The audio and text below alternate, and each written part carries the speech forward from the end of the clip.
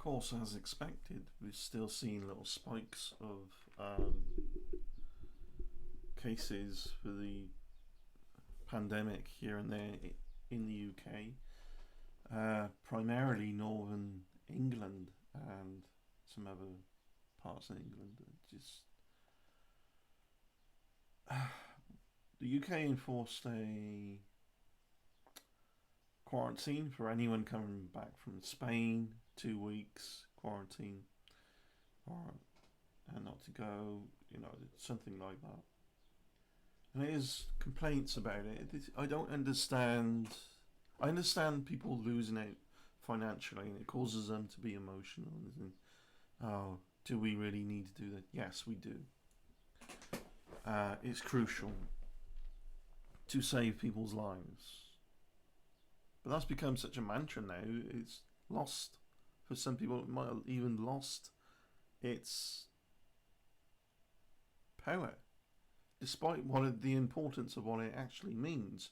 Your life at risk, and nobody gets out alive in the end. But you don't want to go out this way, believe me. And you don't want to lose close ones with that die away before the time. Imagine losing your siblings, sort of thing. It's just that. A parent should never imagines outliving their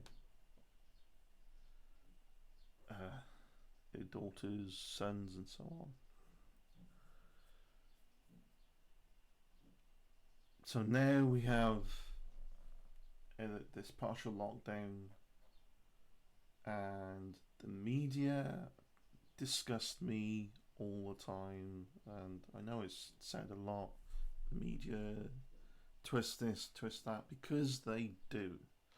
Because they use hyperbolic language, clickbait, twist information. You in a whole sentence, you could change one word that colours the whole viewpoint of the whole storyline or the concept, whatever the sentence is portraying, in a completely different way. For example, imagine you're working for a firm. I don't know what kind of firm, just some kind of production, maybe. It doesn't matter. But there's somebody new to the business. There's a big meeting, and they're told that this person is going to be very good because of these skill set that they got, and they blurt out shortly the skill set. Cold, works too hard, works hard to a deadline, productive, team player,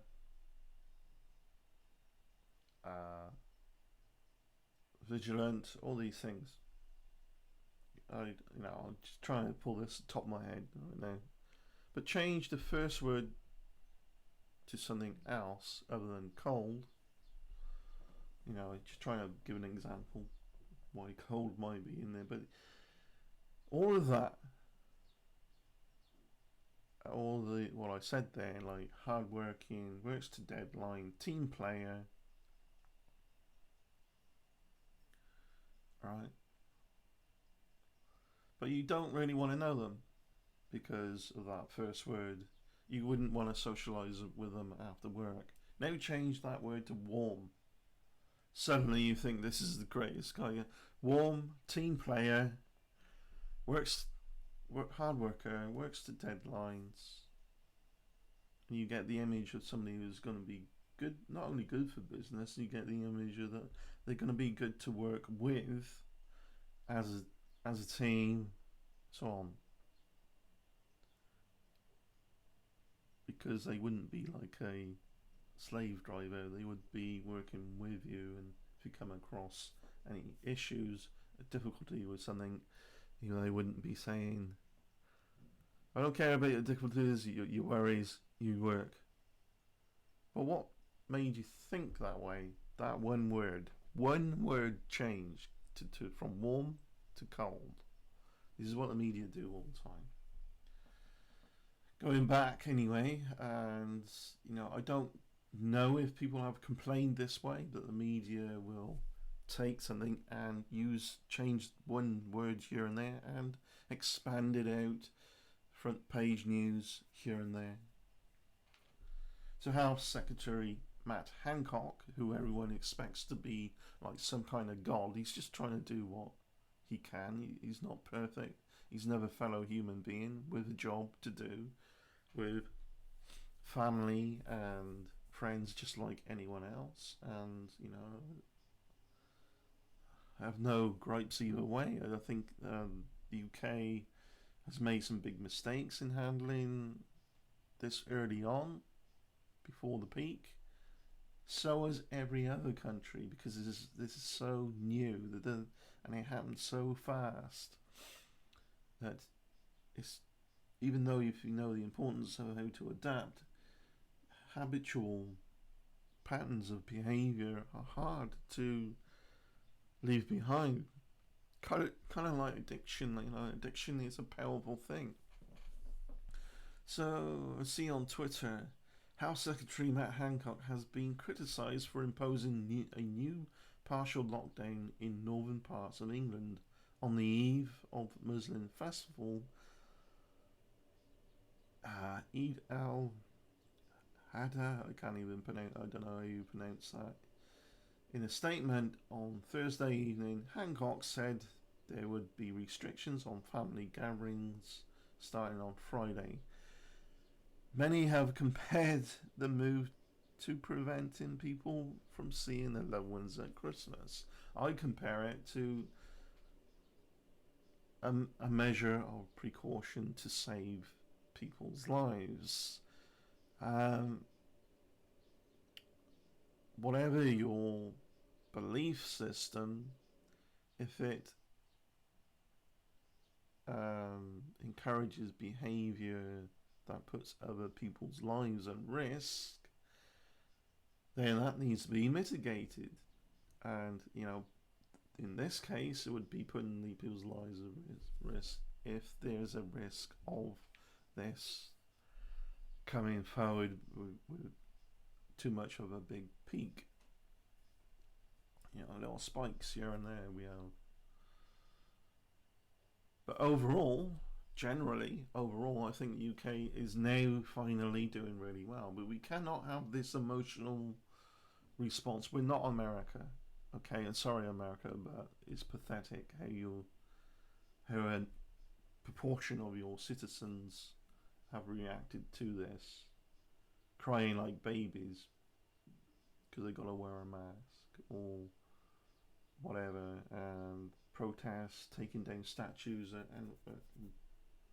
and I know that's not anything to do with the pandemic per se, but it was a catalyst thing within a already emotional environment.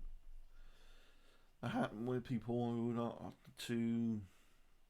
they're not too critical in their behaviour, they're not too controlled in their behaviour when something very emotional happens. Now, I know why it was turned Black Lives Matter as well, the protests there. I'm well aware of that there is a disproportional set of things going on within police and authorities who treat black people in ways they shouldn't be treated differently. What would have happened if George Floyd was Asian?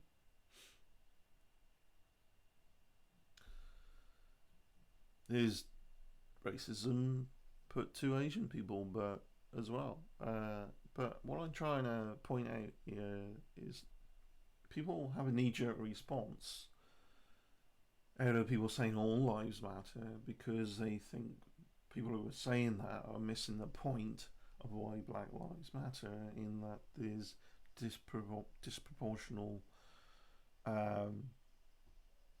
shitty behaviour to black people. I think it's just shitty behaviour to people in general, humans, I don't care.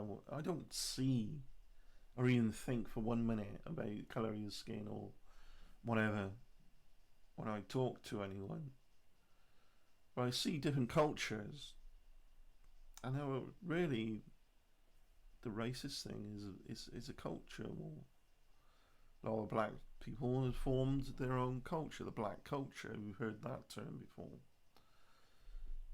And cultures tend to proliferate, different cultures proliferate in certain types of class as well.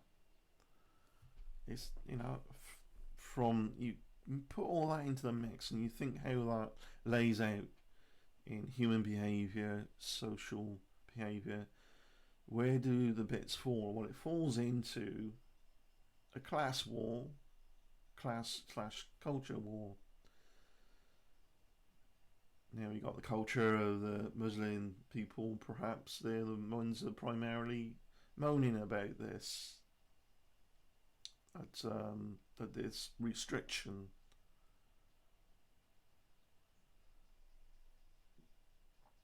And if it's saving people's lives, you have to obey. What is better? The belief is easy. It's so easy. Knowing is something else. But so it's so easy to believe whatever. But really knowing how things lay out within the potential risk, and we know that it is a risk, it's contact virus, and we keep our distance because if somebody sneezes, it projects. It can go about 2 meters, so you keep your 2 meters distance. Of course, that's not really one of the side effects, but regardless, if you got it and you sneezed anyway from a bit of dust or whatever, you still could spread it, right? Not to mention people who are carrying it, where there's still research being done, they have no side effects. And they're not ill, but they're carrying it. Not ill where it doesn't cause them to be sick. So you call it asymptomatic. Overall, we do see numbers dropping in the UK, but then there's a overall down and down, a bit of a peak and down, back down, peak. If we can get it low enough before winter, I think we'll just get rid of it out of the UK altogether. But the potential for it to going back to a second wave is always going to be there, especially when people act emotionally with this bullshit of crying about, I can't see my friends and family over Christmas. I like to see my friends and family all year round, regardless of Christmas. Christmas to me, I don't celebrate the religious side of it. I'm very anti-religious myself. But I value that our British culture has this holiday around Christmas. It's a time in which you can have more opportunity to see your friends and family than you would otherwise all year round. I understand that as well. But at the same time, though, if there was a restriction around Christmas not to go anywhere, I would do it, because my belief of being able to see and utilize that opportunity when there's those days off over Christmas, some people don't work on Christmas Day or Boxing Day, and some people still do, but depending on the job. But the majority, it gives you that opportunity. My belief of it being utilized that way, an ideal holiday, does not equate to being more important than me risking my life. It doesn't. It really doesn't. It's pathetic, I think, when people react this way. And in America, it's the belief versus logical thinking, and knowing that is driving a lot of emotion as well. I think you you got to stop, because when you get into the fall with that kind of idiocy, you're going to see people stepping over other people in the street because they're on the ground, they can't get up, can't breathe. I'm not trying to be hyperbolic, I'm trying to be not scare you into your wits, not scare you out of your wits, but into them. um,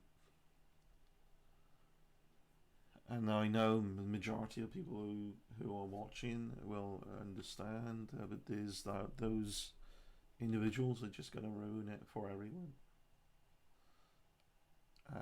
For me and everyone else, it does cause anxieties, but we got to maintain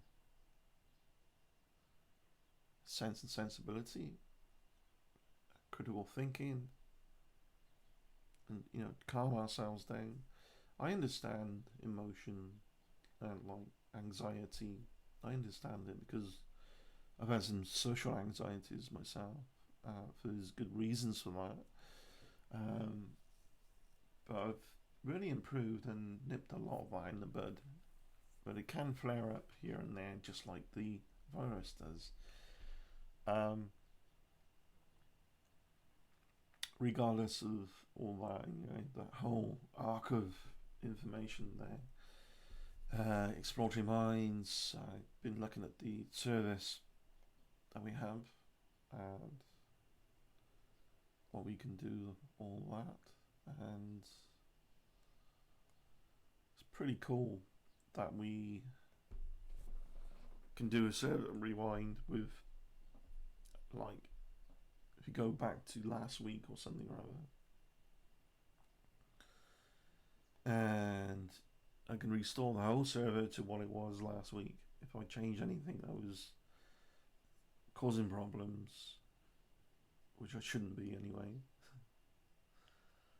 And if there was anything there that caused the problems, I could change that back to the whole server, restore, or pick through then, and if I knew what file was changed in order to cause an issue, change that one file. Pretty cool, huh? And it's free. That actual plugin that they got from the administration end is free. I didn't have to pay any extra for that. That's cool. That is a2hosting.com. Go check them out. I'm not really getting any commission for recommending them, but I think they're really cool, and they have live chats in which you talk to them, as you've seen in a previous video as well. That you had that. I was in a live chat. It was going bing bong, bing bong. It was talking to me, and I was doing a thing as it was happening. What was happening there was transferring it to another, like it was on SSD hard drive on the server shared hosting. I wanted to move the whole thing to something called non-volatile memory, but still, it's still shared hosting. I can't afford. I don't know what the opposite is, but shared hosting is you're on a hard drive or whatever you're on, and you got your area, your section of that drive, whereas other people got their section as well. It's shared, which can cause some speed problems, but non-volatile memory is a step up from SSD, solid state circuit drive, and not from hard mechanical drives to SSD is like 20 times faster. Go to non-volatile memory from mechanical drive is 40 times, is twice as much. I don't really see a huge difference, but there is difference. But that's because a very small user base, so I had people come into a group chat to type frantically, but just post anything you want to test this. and it was going really well. It was quite, wasn't jerking, wasn't slowing down or anything really much, and it held up well. There was one bit where it peaked, I think, and sort of went. Somebody said they pressed enter and didn't go immediately through. There was a bit of delay, but then it just started all over again. It just handles it really well. And if you've got a platform that potentially you want I want a couple of thousand users eventually, and there's many other areas that I'm not an expert in how to go about getting that kind of traffic, but just doing what I can, trying to be the change I want to see here. And I'm proud to have this website and a group of people that actually enjoy using it here and there, and understand the concept, where it's coming from. What social platform out there like Facebook doesn't give you a blogging app via its platform, via the same website. It doesn't give you file sharing. Kind of gives you group chats, but it's not that good. I mean, and there's always this big worry about security on Facebook, because they don't care who they share it with.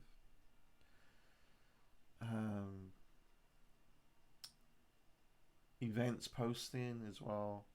I know you can post events on Facebook as well, but I think these social platforms need to incorporate these tools in a way in which it rewards the user base for good behavior. That's where we're going with it. Like the blogging app area is, we will reward the best content. We think it's really good. The best content would be those who can verify and back up their information and tell us why their sources are credible as well. That'd be the best of the best. I see Jason Smith's already trying to manipulate that, a few seeds of that mantra that I and many others, I think, have probably predicted that it'd blurt out some bullshit by the time Cheshire and Steve are actually running Non Sequitur. It will happen. It's inevitable. Steve manipulated people into thinking that he owned the Non Sequitur show. This is the kind of thing he would blurt out. Then he was saying, like, because all the people he manipulated, the judge believed them, the people, the court of law gave him, no, that's already been done, Jason. Don't even try. I mean, you will try that anyway. You're already trying to sow the seeds of that and putting words in people's mouths yet again.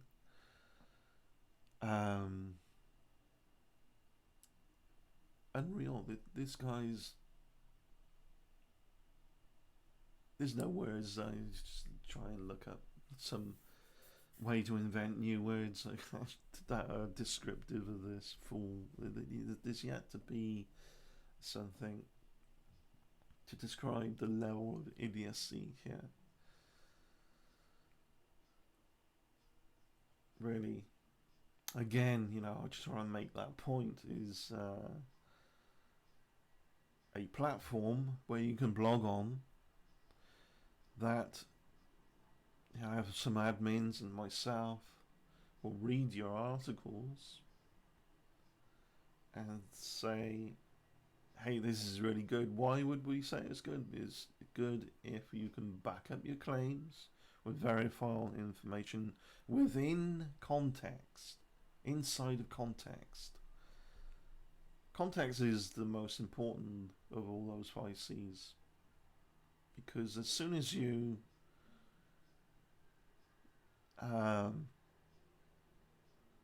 lose it via emotion and responds with a knee-jerk response, like I've said earlier in this video, critical thinking goes out the window. Right? So, are you going to clarify anything when you're emotional? Probably not. Once you calm down, maybe yes.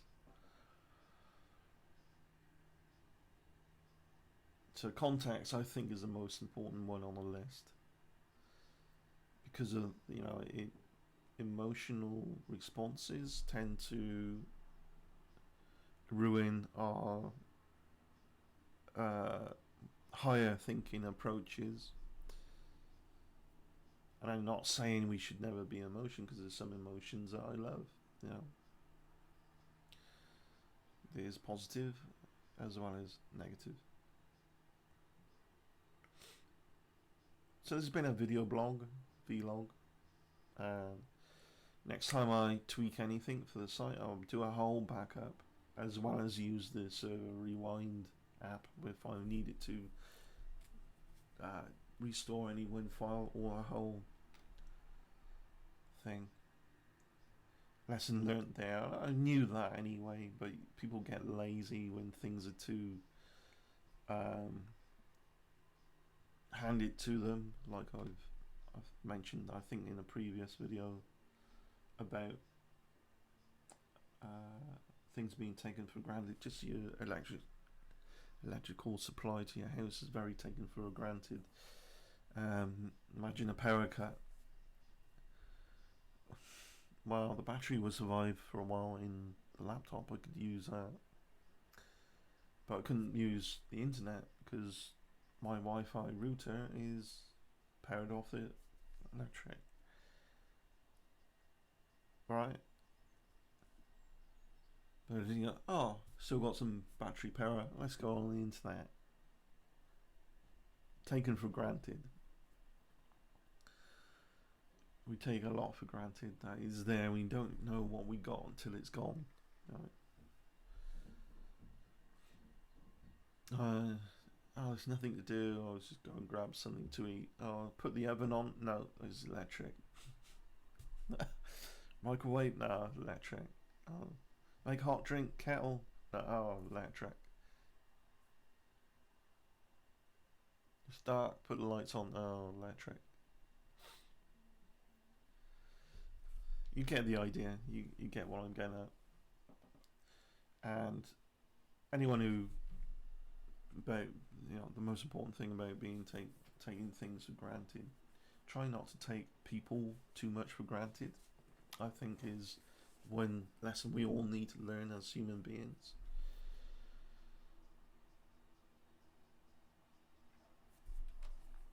And do your due diligence, really. If you can save someone's lives via your behavior, that is relatively easy, do it. Don't cry about having to social distance just because, you know, you're that addicted to your pleasures in life. Those pleasures in life are always going to be there when it's okay to use them again. It won't be okay to use them again if you fuck around too much. There we go. It's that simple, and yet it becomes complicated because of the level of emotion in the way destroying our higher thinking, critical thinking aspects. Right?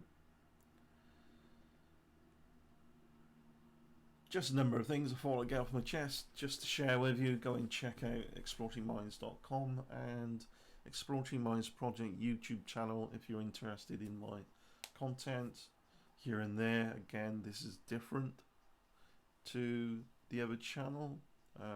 Just do these vlogs and other things as well. Comment, rate and subscribe if you want to. If you're not interested in either, that's okay.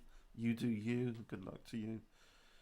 As long as you're honest and have integrity, can't say it, you know what the word is. Unlike Jason Smith, who's a huge steaming pile of shit. He really is. Thanks. Peace out. Bye.